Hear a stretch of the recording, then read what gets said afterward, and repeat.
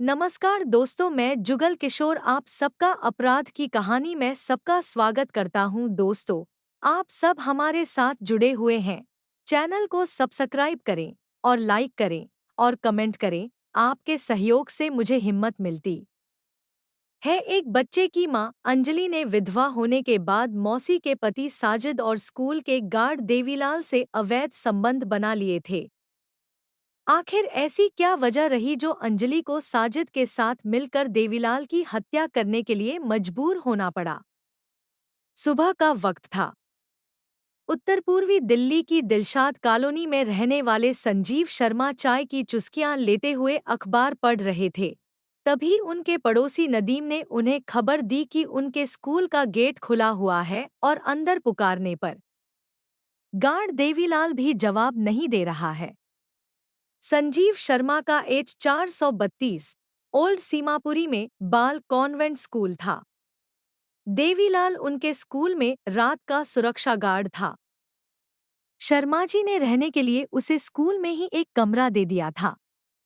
नदीम की बात सुनकर संजीव कुमार शर्मा उसके साथ अपने स्कूल की तरफ निकल गए। संजीव शर्मा जब अपने स्कूल में देवीलाल के कमरे में गए तो वहां लहूलुहान हालत में देवीलाल की लाश पड़ी थी। उसके सिर तथा दोनों हाथों से खून निकल रहा था। यह खौफनाक मंजर देखकर संजीव कुमार शर्मा और नदीम के होश फाख्ता हो गए। संजीव शर्मा ने उसी समय 100 नंबर पर फोन करके वारदात की सूचना पुलिस को दे दी। यह इलाका चूंकि सीमापुरी थाना क्षेत्र में आता है, इसलिए थाना सीमापुरी के एसआई आनंद कुमार और एसआई सौरभ घटनास्थल एच 432 ओल्ड सीमापुरी पहुंच गए। तब तक वहां आसपास रहने वाले कई लोग पहुंच चुके थे।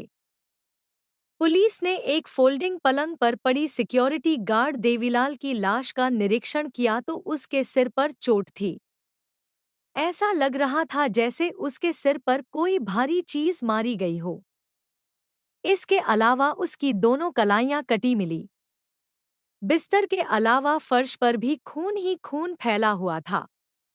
कमरे में रखी दोनों अलमारियां खुली हुई थी। काफी सामान फर्श पर बिखरा हुआ था। हालात देखकर लूट की संभावना भी नजर आ रही थी। इसी कमरे की मेज पर शराब की एक बोतल व 2 गिलास तथा बचा हुआ खाना भी मौजूद था। एसआई सौरभ ने यह सूचना थाना प्रभारी संजीव गौतम को दे दी। हत्याकांड की सूचना पाकर थाना प्रभारी संजीव गौतम पुलिस टीम के साथ घटनास्थल पर पहुंचे। घटनास्थल का मौका मुआयना करने के बाद थाना प्रभारी इस नतीजे पर पहुंचे कि हत्यारा स्कूल में मित्रवत दाखिल हुआ था और उसने मृतक के साथ शराब भी पी थी। इसलिए उसकी हत्या में उसका कोई नज़दीकी ही शामिल हो सकता है। खुली अलमारी और बिखरा सामान लूट की तरफ इशारा कर रहा था। स्कूल मालिक संजीव शर्मा ने बताया कि देवीलाल जम्मू का रहने वाला था।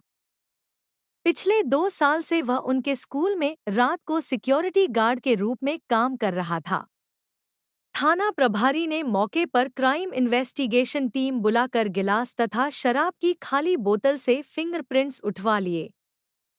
मौके की कार्रवाई निपटाने के बाद लाश को पोस्टमार्टम के लिए जीटीबी अस्पताल भेज दिया।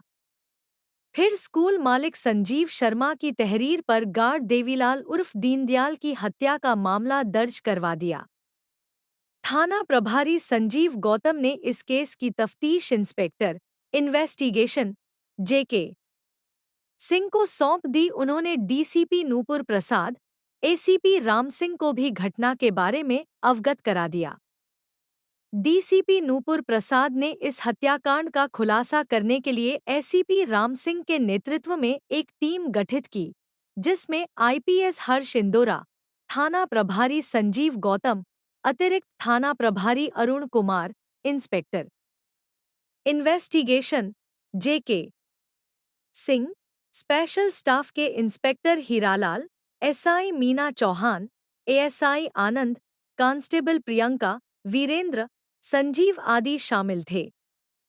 टीम ने जांच शुरू की और स्कूल के प्रिंसिपल तथा मालिक संजीव कुमार शर्मा से मृतक गार्ड देवीलाल की गतिविधियों के बारे में विस्तार से पूछताछ की तो उन्होंने बता दिया कि गार्ड देवीलाल सीमापुरी की ही एक ट्रैवल एजेंसी में पिछले 20 सालों से गार्ड की नौकरी कर रहा था। इसके बीवी बच्चे जम्मू के गांव गुड़ियाल में रहते हैं। पिछले 2 सालों से वह उनके स्कूल में नौकरी कर रहा था। चूंकि उसकी ड्यूटी रात की थी, इसलिए उन्होंने रहने के लिए स्कूल में ही उसे एक कमरा दे दिया था। संजीव शर्मा से बात करने के बाद पुलिस ने स्कूल के सीसीटीवी कैमरों की फुटेज को भी खंगाला, मगर उससे पुलिस को कोई भी सुराग नहीं मिला, क्योंकि स्कूल में लगे सीसीटीवी कैमरे केवल दिन के वक्त चालू रहते थे। शाम होने पर उन्हें बंद कर दिया जाता था। कहीं से कोई सुराग न मिलने पर पुलिस ने मृतक के मोबाइल फोन की कॉल डिटेल्स निकलवाई। कॉल डिटेल्स का अध्ययन किया गया तो पुलिस की निगाहें मृतक के फोन पर आई अंतिम कॉल पर अटक गईं। उस नंबर पर गार्ड की पहले भी बातें हुई थी और 3 मार्च 2018 की रात 10:30 बजे लोकेशन उस फोन नंबर की घटनास्थल पर ही थी। जांच में वह फोन नंबर सीमापुरी की ही रहने वाली महिला अंजलि का निकला। पुलिस ने अंजलि के फोन नंबर की भी कॉल डिटेल्स निकलवाई तो उसमें भी एक फोन नंबर ऐसा मिला जिसकी लोकेशन घटना वाली रात को अंजलि के साथ घटनास्थल की थी। इतनी जांच के बाद पुलिस टीम को केस के खुलासे के आसार नजर आने लगे। पुलिस टीम सीमापुरी में स्थित अंजलि के घर पहुंच गई। पुलिस को देखकर अंजलि एकदम से घबरा गई। इंस्पेक्टर जेके सिंह ने अंजलि से पूछा, तुम गार्ड देवीलाल को कैसे जानती हो? मेरा बेटा उसी स्कूल में पढ़ता है जहां देवीलाल गार्ड था, इसलिए कभी कभी उससे मुलाकात होती रहती थी। इससे ज्यादा मैं देवीलाल के बारे में कुछ नहीं जानती, अंजलि ने बताया। इंस्पेक्टर जेके सिंह को लगा कि अंजलि सच्चाई को छिपाने की कोशिश कर रही है, क्योंकि उनके पास अंजलि और देवीलाल के बीच अक्सर होने वाली बातचीत का सबूत मौजूद था। इसलिए वह पूछताछ के लिए उसे थाने ले आए। थाने में उन्होंने अंजलि से पूछा, 3 मार्च की रात 10:30 बजे तुम देवीलाल के कमरे में क्या करने गई थी? यह सवाल सुनते ही अंजलि की बोलती बंद हो गई। कुछ देर की चुप्पी के बाद उसने जो कुछ बताया, उससे देवीलाल की हत्या की गुत्थी परत दर परत खुलती चली गई। उसने स्वीकार कर लिया कि उसने अपने दूसरे प्रेमी साजिद उर्फ शेरू के साथ मिलकर देवीलाल की हत्या की थी। देवीलाल की हत्या क्यों की गई, इसे जानने के लिए 2 साल पीछे के घटनाक्रम पर नजर दौड़ानी होगी, जो इस प्रकार है। 40 वर्षीय देवीलाल पिछले 20 सालों से पुरानी सीमापुरी में जयवीर ट्रैवल एजेंसी में नौकरी करता था, लेकिन वहां पगार कम होने के कारण उसके घर की आर्थिक जरूरतें पूरी नहीं हो पाती थी। चूंकि ट्रैवल एजेंसी में उसका काम दिन में होता था, इसलिए रात के समय खाली होने के कारण वह संजीव कुमार शर्मा के स्कूल में गार्ड के रूप में नौकरी करने लगा। संजीव शर्मा ने उसे रहने के लिए स्कूल में ही एक कमरा भी दे दिया था। देवीलाल का साल में एक बार ही घर जाना होता था। बाकी समय उसका समय दिल्ली में गुजरता था। चूंकि उसकी पत्नी प्रमीला जम्मू में ही रहती थी, इसलिए वह बाजारू औरतों के संपर्क में रहता था। 2 जगहों पर काम करने के कारण थोड़े ही समय में उसके पास काफी रुपए इकट्ठे हो गए थे। वह अपने सभी रुपए अपने अंडरवियर में बनी जेब में रखता था। अंजलि की शादी करीब 8 साल पहले सुरेंद्र के साथ हुई थी। शादी की शुरुआत में तो अंजलि सुरेंद्र के साथ बहुत खुश थी। बाद में वह एक बेटे की मां बनी, जिसका नाम कपिल रखा। सुरेंद्र प्राइवेट नौकरी करता था। उसी से वह अपने परिवार का पालन पोषण कर रहा था। अंजलि की यह खुशी ज्यादा दिनों तक नहीं रह सकी। बीमारी की वजह से सुरेंद्र की नौकरी छूट गई। इससे परिवार में आर्थिक समस्या खड़ी हो गई। अंजलि के पास जो थोड़े बहुत पैसे जमा थे, वह भी सुरेंद्र की बीमारी पर खर्च हो गए थे। अंजलि ने सुरेंद्र को बचाने की जीतोड़ कोशिश की, लेकिन एक दिन उसकी मौत हो गई। पति की मौत से अंजलि की आंखों में अंधेरा छा गया।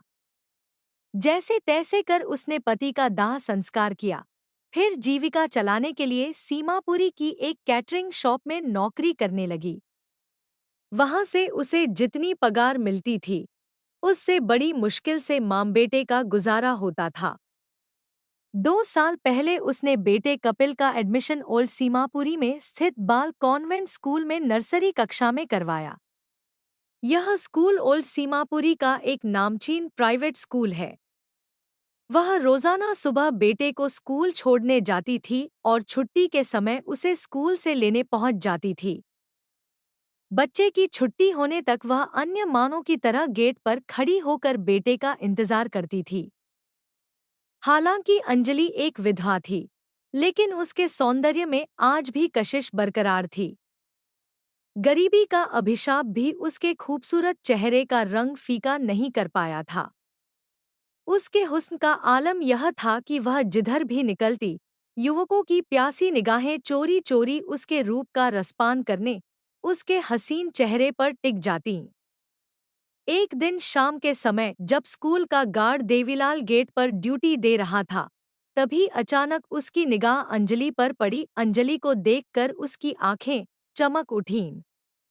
वह उस पर डोरे डालने की योजनाएं बनाने लगा। गार्ड देवीलाल उसके बेटे कपिल का विशेष ध्यान रखने लगा।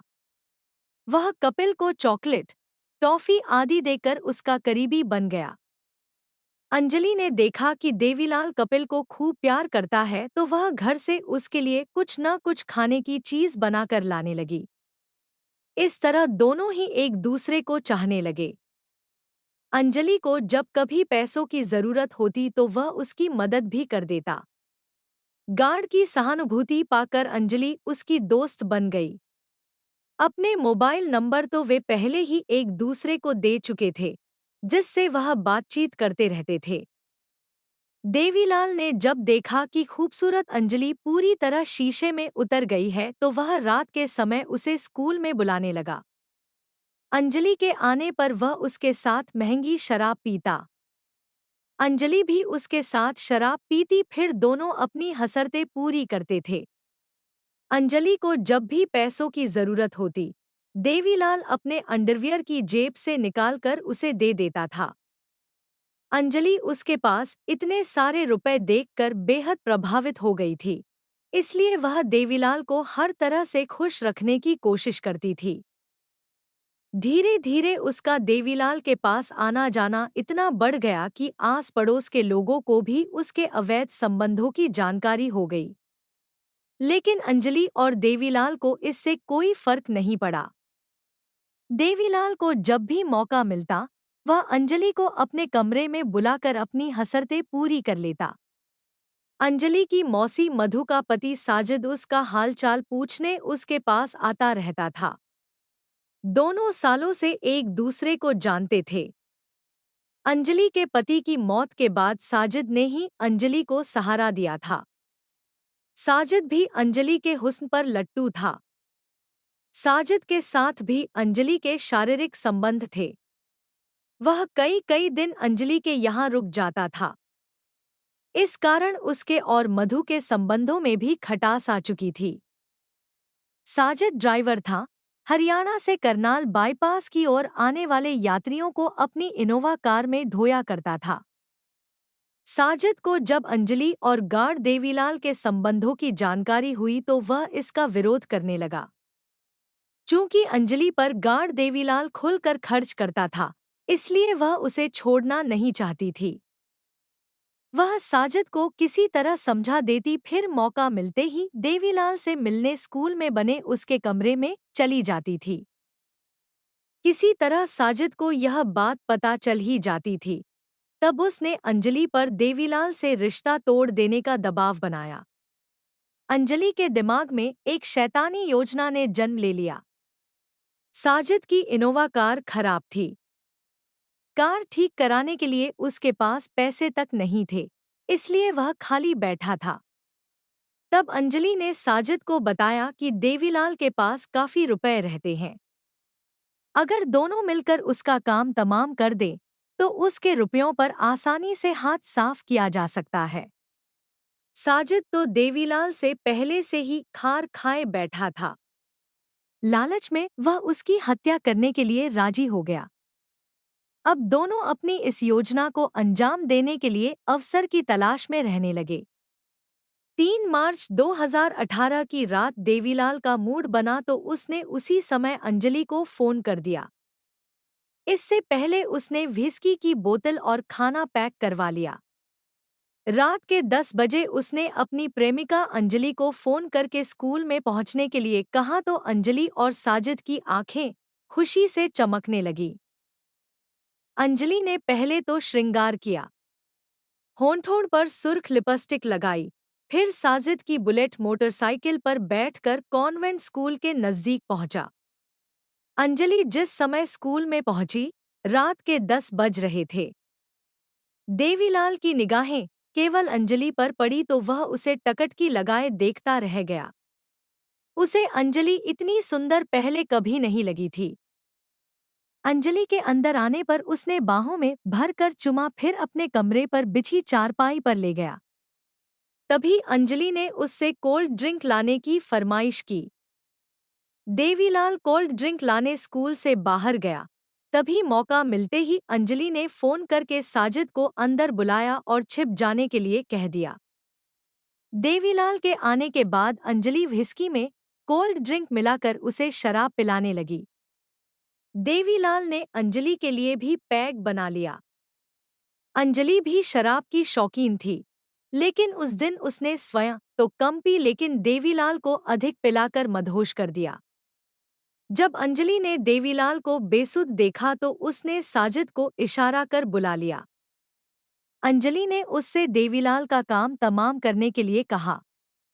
फिर साजिद ने देवीलाल के सिर पर लोहे की रॉड का भरपूर वार कर उसका काम तमाम कर दिया। इसके बाद साजिद और अंजलि ने देवीलाल के अंडरवियर में रखे लगभग 60,000 रुपए तथा मोबाइल फोन ले लिया। जब दोनों वहां से जाने लगे तो अंजलि को शक हुआ कि कहीं देवीलाल बच न जाए। अगर वह बच गया तो वह इस मामले में फंस जाएगी।